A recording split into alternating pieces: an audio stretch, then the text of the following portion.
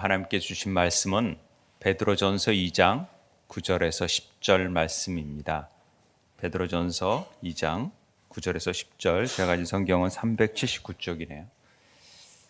베드로전서 2장 9절에서 10절 말씀, 우리가 한 목소리로 봉독하도록 하겠습니다. 시작.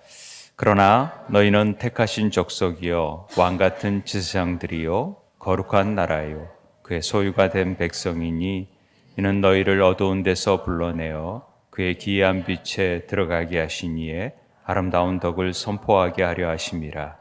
너희가 전에는 백성이 아니더니 이제는 하나님의 백성이요 전에는 긍휼을 얻지 못하였더니 이제는 긍휼을 얻은 자니라. 아멘.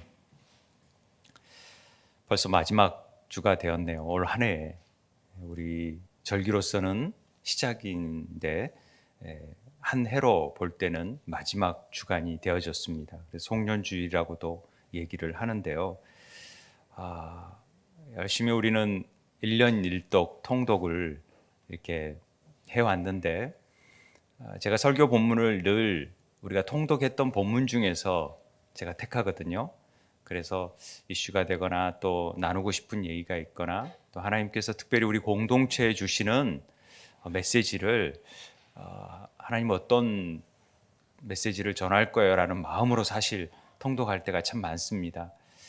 그래서 하나님이 어떤 메시지를 주시나에 귀를 기울이는데, 오늘부터가 이제 요한계시록을 읽게 되는데, 아마도 이 말씀이 제게 마치 속삭이듯이 또 말씀해 주시는 것 같았어요.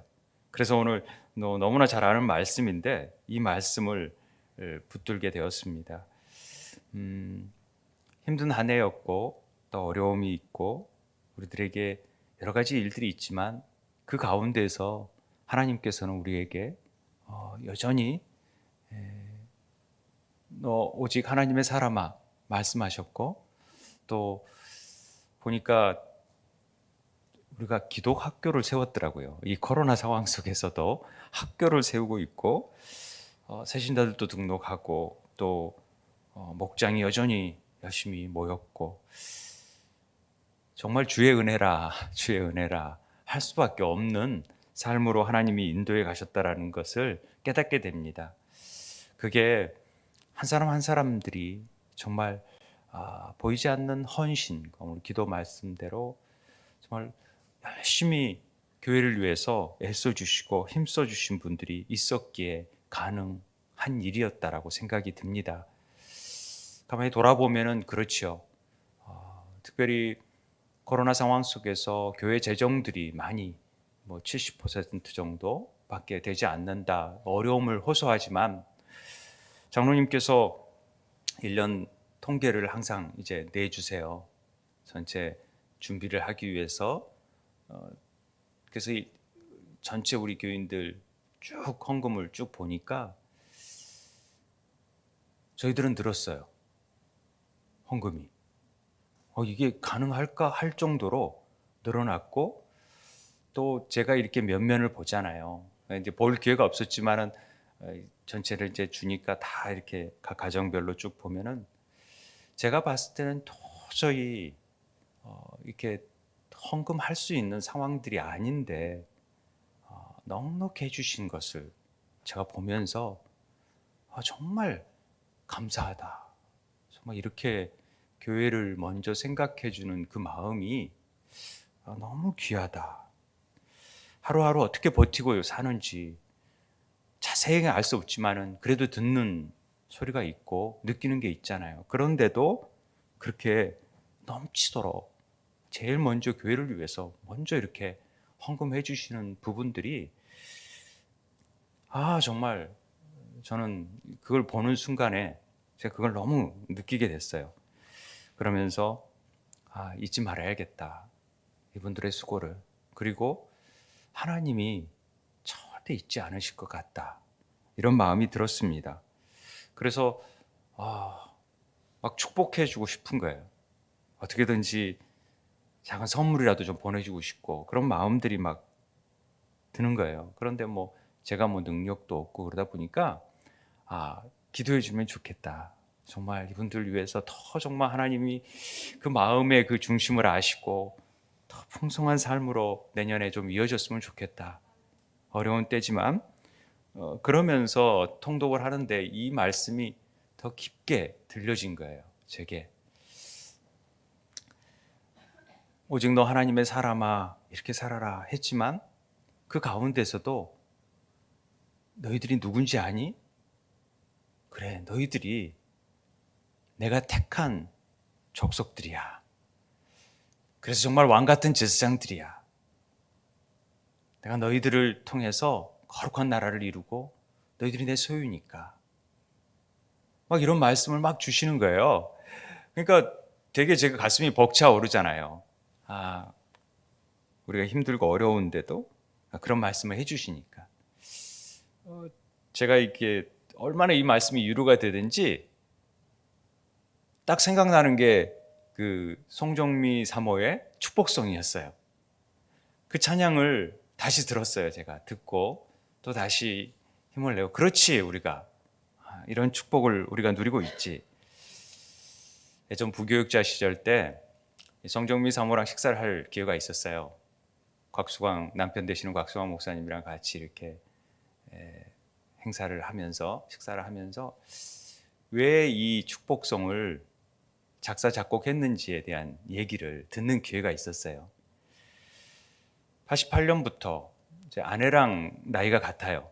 그래서 제가 이제 더 이해를 잘 하는데 정말 많은 각광을 받고 많이 부르고 활동을 하던 때 갑자기 목이 아파서 병원에 가보니까 혹이 있어가지고 목소리가 안 나는 거예요. 얼마나 낙심이 되겠어요? 그러니까 정말 기도를 했대요. 하나님이 나는 노래하는 사람이고 하나님께 노래로 영광을 돌려야 될 사람인데 제 목소리가 안 나오면 어떡합니까? 목을 빨리 좀 낫게 해주세요. 그런데 하나님께서는 목과 상관없이 너는 내 자녀고 너는 내 딸이다. 이 말씀을 막 해주시더래요. 그러면서 자기가 누구인지 그리고 하나님은 어떤 분이신지를 막 알게 해주시면서 목을 고쳐달라 하는 시간에 하나님은 내 영혼을 만져주시더라. 이런 얘기를 하시더라고요. 그러면서 자기가 정말 아름다운 목소리, 정말 이렇게 막 심금을 울려주는 목소리, 이런 목소리를 찾게 해달라고 다시 기도했는데 그런 목소리가 아니라 제 영혼을 치료하는 그리고 영으로 비밀을 노래하는 그런 시간을 허락하셔서 그걸 깨닫게 되었다. 그러면서 그때 막 기도할 때 하나님 앞에 기도할 때 하나님께서 속삭이면서 하신 말씀이 이 축복성의 가사였다고. 그래서 주님이 그 귀에 대고 그 말씀을 하셨는데 그게 자기한테는 너무나 큰 힘이 되었다라는 생각이 나는 거예요. 근데 우리에게 우리 공동체에 마치 이렇게 하시는 것 같았어요. 그래서 때로는 너의 앞에 어려움과 아픔이 있지만 담대하게 주를 바라보는 너의 영혼 우리 볼 때 얼마나 아름다운지 하나님께서 우리 영혼들을 지금 이렇게 힘겹게 간간히 막 버티고 그러면서도 하나님 말씀 붙잡고 이 살아가는 우리의 모습들이 하나님이 볼 때는 너무나도 귀하고 너무나 아름다워. 그래서 제가 할렐루야 찬양을 오늘 특별히 69장 말씀 찬양을 제가 부르게 된 이유도 여기에 있습니다. 그러면서 하나님이 이 말씀을 송정미 사모님만 얘기한 게 아니라 우리에게도 들려주시고 또 그 말을 듣기를 원하셔서 그 당시에는 16개국에 번역되어져서 이 찬송가, 이 찬양이 불려졌대요. 그렇게 많이 부를 줄을 생각도 못했대요. 그런데 그만큼 하나님은 각 개인들을 네 존재가 어떤 존재인지 정말 축복해주고 싶은 마음이 있어서 제목을 축복송이라고 했노라고 그렇게 하는 얘기를 들었습니다. 그러면서 2절에 그런 얘기가 나오잖아요. 우리 너희는 택한 족속의 왕 같은 제사장이요 거룩한 나라 하나님의 소유된 백성이다. 이 2절 9절 말씀이 딱 이 축복의 성으로서 들려줬던 말씀으로 우리의 존재감을 분명하게 하는 말씀으로 자리 잡게 되었다라는 것이죠. 이 찬양을 듣는데 얼마나 위로가 되는지 저는 너희가 택해졌다. 어마어마한 말이잖아요. 이 족속이라는 말 자체도 그냥 구약 시대의 어떤 이스라엘 족속들을 향한 어떤 말인 것 같지만 신약에 와서는 예수님을 믿는 모든 사람들이 그 안에 들어가는 말이잖아요. 그러니까 우리도 거기에 택해졌다라는 것을 고백할 수 있지요. 이 택하다라는 말 자체가 에클렉톡스라는, 제가 일부러 히브리어를 안 썼습니다. 헬라어를. 이 말은 아주 정성 들여서 이렇게 선택하는 거예요. 과일 가게나 보듯이 보면은 살 때 그래도 좀 좋은 걸 고르잖아요. 그런 차원이 아니라 정말 보석을 고르듯이 그 중에서 가장 좋은 것들을 고르려고 하는 그런 마음으로 하나님이 딱 택한 게 우리라는 거예요. 수많은 사람 중에, 그 많은 사람 중에 우리를 탁 택하신 것은 무언가 하나님 마음이시지만 하나님의 마음 안에는 이 택하다라는 단어 속에서 정말 존귀한 자들을 택하셔서 하나님의 일에 부르신다라는 것을 깨달을 수 있습니다. 이게 감사지요. 바울은 자기 자신도 복음을 위하여 택정함을 입었다, 로마서에서 그렇게 말씀하잖아요. 그리고 에베소서에서는 창세전에 그리스도 안에서 우리를 택하셨다라는 표현으로 얘기를 합니다. 그러니까 이미 하나님의 계획은요, 우리를 그냥 딱 보고 그래 얘가 마음에 든다가 아니라 놀라운 계획 속에서 우리가 알지 못하던 때에 이미 이 일을 이렇게 이루려고 다 준비하시고 계획하셨다라는 것을 우리는 깨달을 수 있다라는 것이죠. 잘 느끼지 못하겠지만 그러셨다라는 것입니다. 이게 은혜지요. 예. 그런데 왜 우리가 잘 느끼지 못합니까? 그건 우리가 너무 힘겨우니까, 힘드니까, 삶이 고달프니까, 도저히 나를 택한 것 같지 않은 느낌이 드니까. 나를 택하셨으면 이 정도로 내버려둬? 왜 나에게는 이런 시련이 있어? 나에게 왜 이런 어려움이 있어? 나를 택하셨다며. 택하셨는데 왜 어려움을 주지? 그런데 그 일들을 보니까 이스라엘 백성을 택하셔서 그냥 순탄하게 가나안에 들어가게 하신 일이 아니더라고요.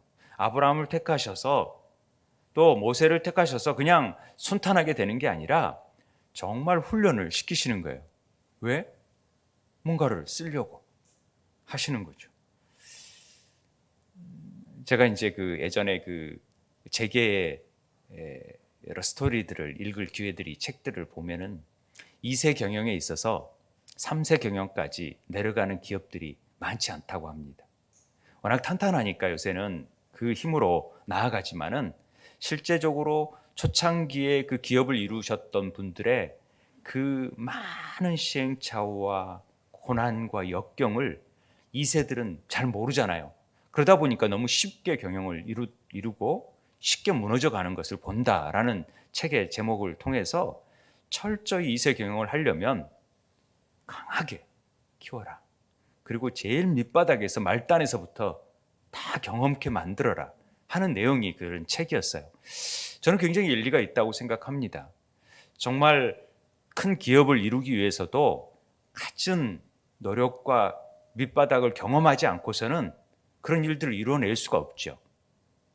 그런데 하나님이 우리를 택하셔서 무언가를 하시기 위해서 하신다면은 그만큼 우리를 훈련시키지 않겠습니까?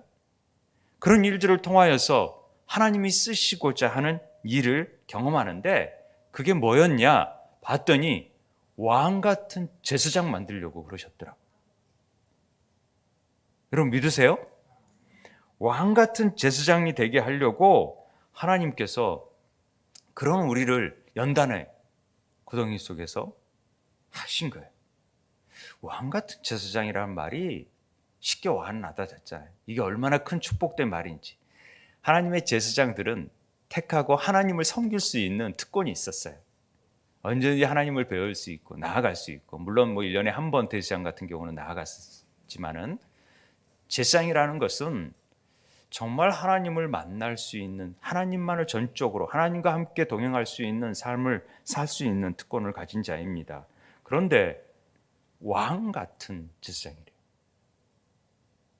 그건 왕이신, 제사장이신 그분을 우리가 섬긴다라는 의미도 되고, 한편으로는 우리 역시 이 세상 속에서도 왕처럼 살 수 있고 제사장처럼 하나님과 함께 밀접하게 살 수 있는, 그래서 삼중직이라고 그러죠. 선지자, 제사장, 왕, 기름 부으심을 받을 수 있는, 그래서 우리는 기름 부음을 통하여서 이 삼중직의 사역을 감당해 낼 수 있는 것입니다.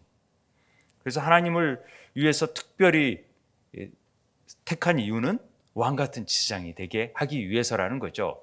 그래서 왕 같은 제사장은 우리가 온 세상의 왕이시고 통치자이신 하나님과 교제할 수 있는 권한이 우리에게 있고, 하나님과 세상의 중보자로서 우리의 존재됨과 존재 역할을 통해서 왕이신 하나님의 통치를 우리를 통하여서 나타내는 자가 왕 같은 제사장의 역할이라는 것이죠. 여러분 믿으세요? 이게 좀 안 와닿을 수 있는데 이런 일이에요. 우리가, 여러분, 대권 후보가 부럽나요? 대통령이 부럽나요? 그렇게 대통령이 되고 싶어 하잖아요. 그런데 그렇게 만만치 않은 일 같아요. 보면은 다 감옥에 있잖아요. 다 그런 경우가 아니지만, 그래도 전직 대통령들이 사면을 받았지만은 왜 그래야 될까 하는 생각이 들면은 그렇게 좋은 일은 아닌 것 같아요. 왜냐하면 진짜 왕이 뭔지를 모르니까 그렇다라는 것이죠. 그리스도와 더불어 왕노를 하기 위해서 우리는 태어난 존재들이다. 이 말은 생명 안에서 왕노릇하는 거예요. 생명 안에서 왕노릇한다라는 것은 세상에서 막 군림하고 시키고 막 뭐든지 갖다 주고 뭐 하는 그런 거에 우리는 익숙해 있어요. 세상 왕에. 그렇지만 하나님의 왕, 만왕의 왕, 유대인의 왕이신 예수님은 그런 삶을 사시지 않았어요. 이게 왕의 내용에 있어서 전혀 다른 개념이에요. 예수님이 이 땅에 오신 것은 철저히 낮아지셔서 섬기고 베풀고 나누고, 정말로 이 왕은 생명을 줄 줄 알고 치료할 줄 알고 회복시킬 줄 알고 나눌 줄 알고 베풀 줄 알고 복을 줄 줄 아는 그런 왕이라는 거예요. 여러분 아세요? 우리가 이런 왕 같은 제사장인데 축복권이 우리에게 있고요, 치유권이 우리에게 있고요, 정말 마음껏 생명을 줄 수 있는 권한이 우리에게 있다라는 것을, 여러분 이걸 가볍게 여기시면 안 돼요. 늘 강조하지만 우리가 그런 존재입니다. 예수님께서 제사장으로 자기 몸을 온전히 드림으로 이 일을 이루셨어요. 그래서 우리에게도 이런 은총이 주어진 거예요. 그래서 우리 제사장이 할 일은 매일 주님이 걸어가셨던 그 좁은 십자가의 길을 걸어가는 것이 왕 같은 제사장의 역할이에요. 그래서 그 길을 걸어가야 돼요. 그래서 늘 감사하면서 기뻐하면서 주님의 뜻을 이루기 위해서 철저히 자기를 부인하는 삶을 사는 것이 왕 같은 제사장의 모습이라는 것을 다시 한번 말씀드리는 것입니다. 그런 자들이 흑암의 권세를 다스릴 수가 있어요. 그래서 빛의 자녀로 살아가는 것입니다. 그래서 여러분들 자녀들에게 자꾸 축복해 주세요. 여러분의 고난을 마음껏 쓰셔서 자꾸 축복해 주세요. 너는 하나님께 택한 존재고 하나님의 형상을 지닌 존재고 너는 정말 왕 같은 제사장의 역할을 감당할 거룩한 나라다. 이렇게 선포할 수 있었으면 좋겠습니다. 여러분, 남편, 아내, 부모님들을 축복하셨으면 좋겠습니다. 근데 그걸 안 해요. 왜냐하면 우리 사는 모습이 지질이 궁상이라고 생각하기 때문에 그래요. 세상 왕 같은 세상이커녕 그냥 맨날 핍박당하는 것 같고 늘 없는 것 같고 무시당하고 왕따 당하는 것 같은데 뭔 왕 같은 세상이라 일어나. 그러니까 우리가 이 고정관념이 늘 세상에 얽매여져 있기 때문에 그래요. 그러니까 거지 나사로처럼 개가 죽은 거나 먹고 핥고 있는 것을 살지만은 부자가 부러워하잖아요. 천국에 가서는. 우리 삶이 그래요. 이 땅에서는 참 보상 못 받을 수도 있어요. 근데 우리는 세상의 군왕들처럼 막 살고 싶어 하거든요. 마음껏 누리고 마음껏 즐기고 야 가져와, 야 먹자, 막 마시자 이러다 보니까 말로가 별로 좋지 않은 거예요. 근데 예수님은 삶이 늘 보면은 제자들의 삶이나 보면은 왕 같은 제장인데 유대인의 왕이신데 침배침 당하고 모욕 당하고 채찍질 맞으시고 십자가의 길을 걸으셔서 주님의 뜻을 이루어가는 삶을 사는 거예요. 이게 그리스도의 왕이라는 겁니다. 이걸 잘 모르니까 주님이 뭐 왕다운 호사를 누린 적이 있으십니까? 세상이 말하는 그런 그저 작은 노새 한번 타고 예루살렘 한번 도신 것? 전혀 왕다운 모습이 아니셨어요. 그래서 세상의 왕노릇은 그렇게 하는 삶이지만은 우리 그리스도의 왕노릇은 그렇게 좀 오해받고 핍박받고 좁은 길을 걷고 그러는 삶이라는 것을 우리에게 가르쳐 주신 것입니다. 갑질하는 그런 왕권이 아니라 철저히 섬기고 베풀고 나누고 종처럼 그런 거죠. 이게 왕 같은 제사장이다. 이렇게 말씀하고 있습니다. 우리가 이런 왕 같은 제사장의 정체성을 잊지 않았으면 좋겠습니다. 세상 왕이 되기 위해서 몸부림치시면 그 결과가 뻔합니다. 그러나 우리의 왕 같은 제사장을 우리가 참고 견디고 나아간다면 하나님이 우리 영혼을 볼 때 정말 존귀히 보시고 그걸 보상해 주신다라는 것입니다. 그의 거룩한 나라요 그의 소유된 백성이기 때문에 그렇습니다. 이 거룩하다는 말을 제가 수십 번 얘기했으니까 우리 히브리어 배웠으니까 볼게요. 이 거룩한 나라에서 카도시라는 말, 이 코프라는 이 헬라어는 이쪽부터 읽어요. 이쪽부터 쉰부터 읽는 게 아니라 코프, 레시, 바부, 신 이렇게 해서 카도시 이렇게 읽는데 이 카도시라는 말 자체가 뭐냐면 유일하게 이 헬라어에서 코프라는 이 피처럼 생겨져 있는 글자는 유일하게 밑으로 내려오는 글자예요. 그래서 이 글자의 형상이 내려옴과 연관이 있다. 그럼 카도시는 뭐냐? 철저히 자신을 머리를 내려놓고 쭉 내려놓고 낮아지시는 모습이에요. 그러니까 거룩이라는 것은 하나님을 위하여 따로 구별하는 일이잖아요. 그래서 하나님과 하나됨인데 그 하나됨이 철저히 자기를 부인하고 낮아지셔서 이 땅에 내리셔서 그리스도처럼 아버지의 뜻을 순종하기 위해서 받들어 사는 삶 자체가 거룩의 삶이다. 이렇게 표현하는 거예요. 예수님이 거룩의 본을 보이신 거죠. 나는 하나님이신데 우리들과 같이 되셔서 철저히 낮아지셔서 이 땅 안에 섬기러 오셨어요. 그게 거룩이, 그게 의예요. 체데크. 거룩이라는 표현을 제가 얘기했습니다.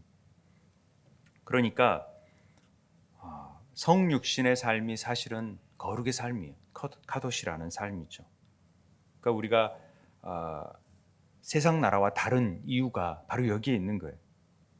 세상의 논리와 가치를 따라가는 존재가 아니라 하늘의 가치를 따르고 하나님 나라의 법을 따라가는 존재들이기 때문에 우리는 그의 소유이고 그의 나라라는 얘기를 하는 것입니다.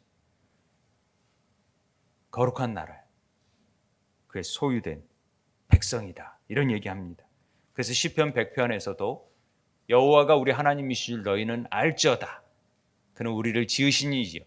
우리는 그의 것이니 그의 백성이요 그의 기르시는 양이로다. 아멘. 우리는 누구 거요? 주님의 것.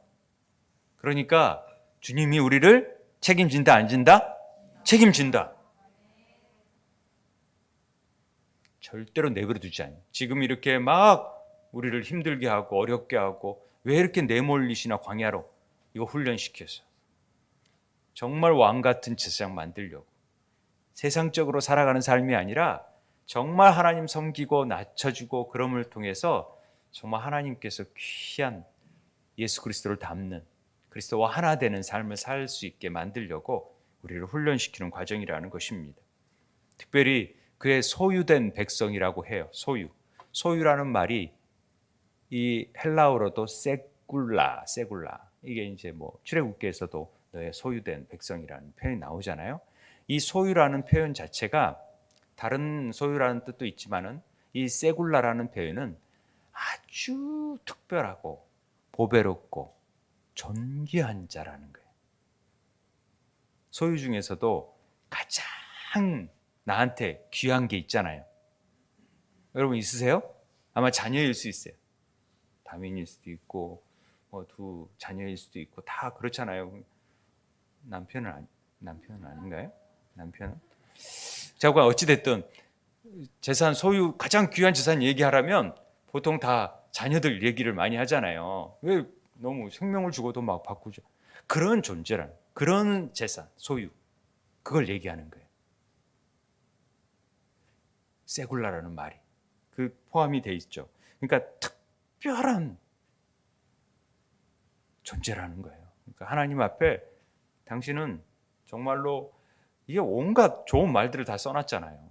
그러니까 이게 축복성이구나 라는 말을 할 수 있을 정도로 정말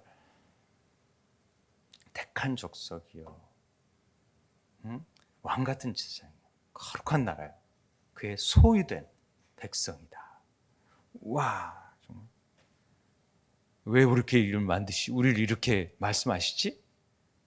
보니까 너희를 어두운 데서 불러내어 그의 기이한 빛에 들어가게 하신 이에 이 놀라운 아름다운 덕을 잘 전하라고. 하나님이 이런 사랑이시야. 하나님이 이런 분이셔. 우리 하나님이 우리에게 아낌없이 주려고 하신 분이시고 모든 사람들을 다 사랑하시고 자녀 삼으시기를 원하시는 분이 우리 하나님이셔. 이거 알라는 것이죠. 그 소식을 전하라고 우리를 부르셨고 이곳에 모이게 하셨고 그랬다라는 것이죠. 근데 제가 이제 더 참 은혜가 됐던 말은 이번 통독을 하면서는 저는 10절이었어요. 제가 그래서 긍휼을 얻은 자이라는 표현을 제목으로 썼는데 내가 전에는 백성이 아니었다라는 거죠. 근데 이제는 하나님의 백성이요. 전에는 긍휼을 얻지 못하였더니 이제는 긍휼을 얻은 자 된. 마치 호세아서를 읽는 듯한 말씀을 여기에서 다시 우리가 보게 돼요. 전에는 상관없어요. 전에 어떤 삶을 살았던지 어떤 삶이 여러분 2021년까지 이전까지 있었던지 이젠 지금이 중요한데 지금이 하나님의 백성이고 지금 긍휼하심을 얻은 자라는 사실을 인식하는 게 중요하다는 것이죠.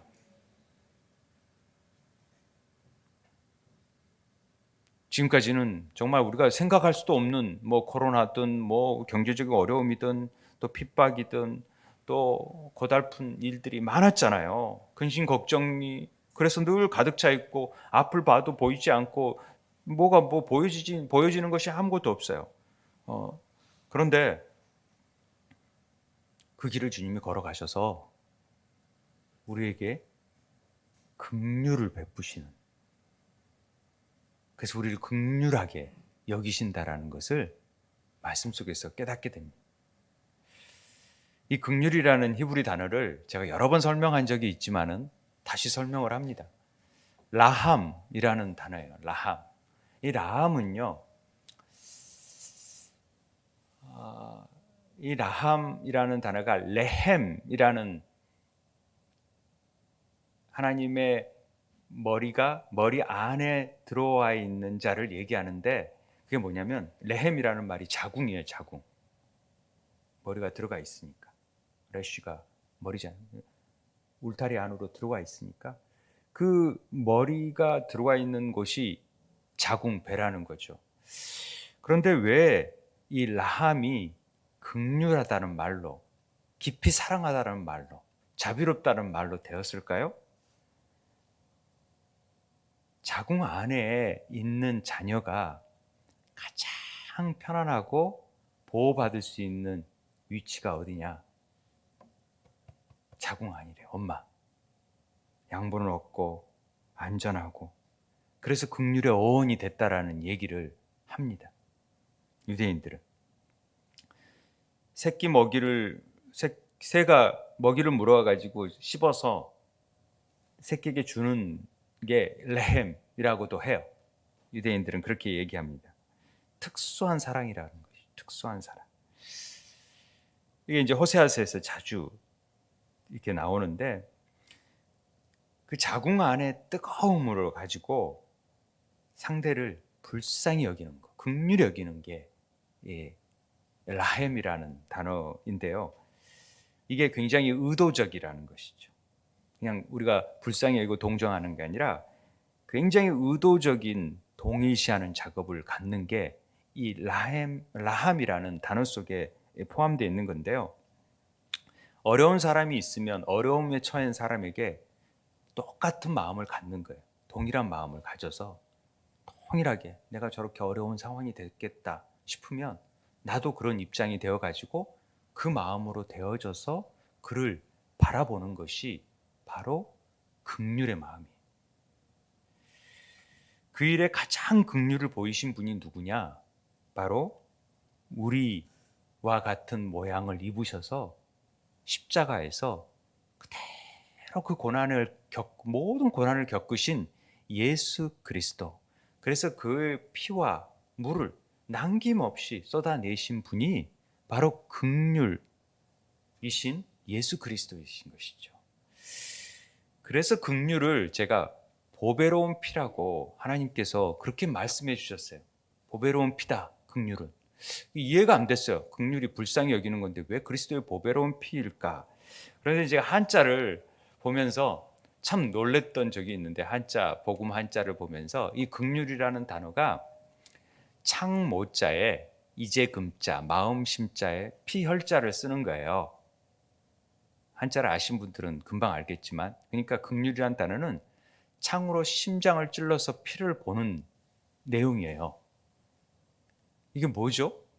십자가에서 창으로 자신을 찌르셔서 그 모든 것들을 쏘아내서 우리의 그 고통 깊숙한 곳에 들어오셔서 우리를 그렇게 사랑하시고 우리를 살리시는 일이에요. 그러니까 그때 책에 보면은 긍휼이는 창으로 찔러 죽이고 싶지만 이 심장에 마음의 피로 덮는 것, 이렇게 되어져 있더라고요. 근데 저는 이제 해석을 그렇게 하는 거죠. 그리스도의 보혈의 피라고 말씀하셨는데, 그런 의도였었구나.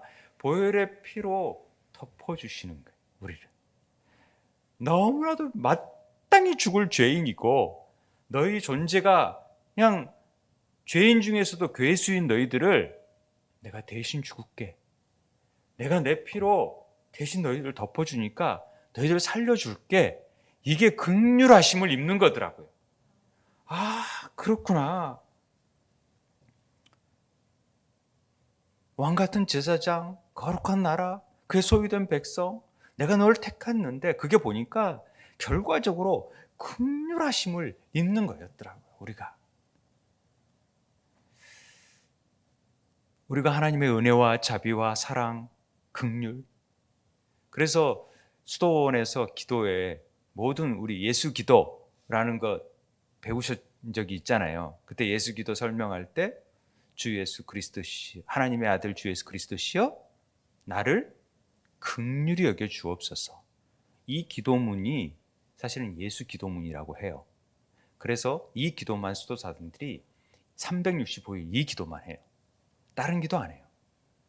이 기도를 그리스도의 보혈을 덧입으면은 모든 것들을 다 이룰 수 있다라고 생각하기 때문에 그 긍휼을 구하는 거예요. 긍휼.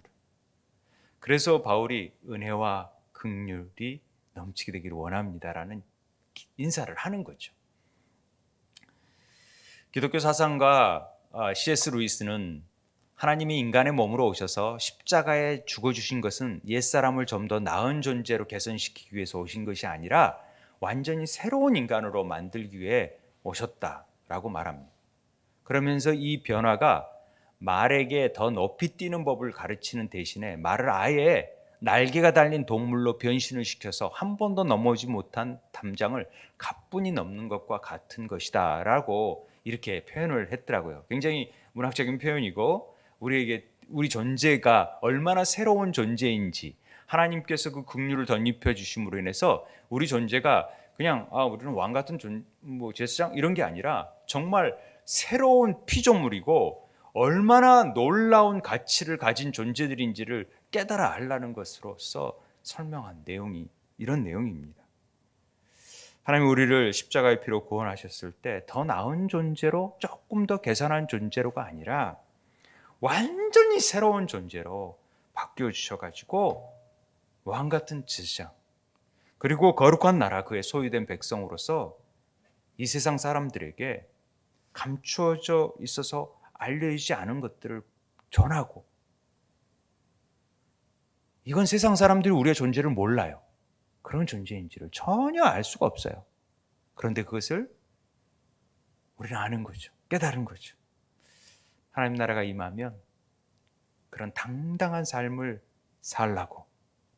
그래서 어떤 사단의 괴계에도 넘어지지 말고 선으로서 악을 이기라고.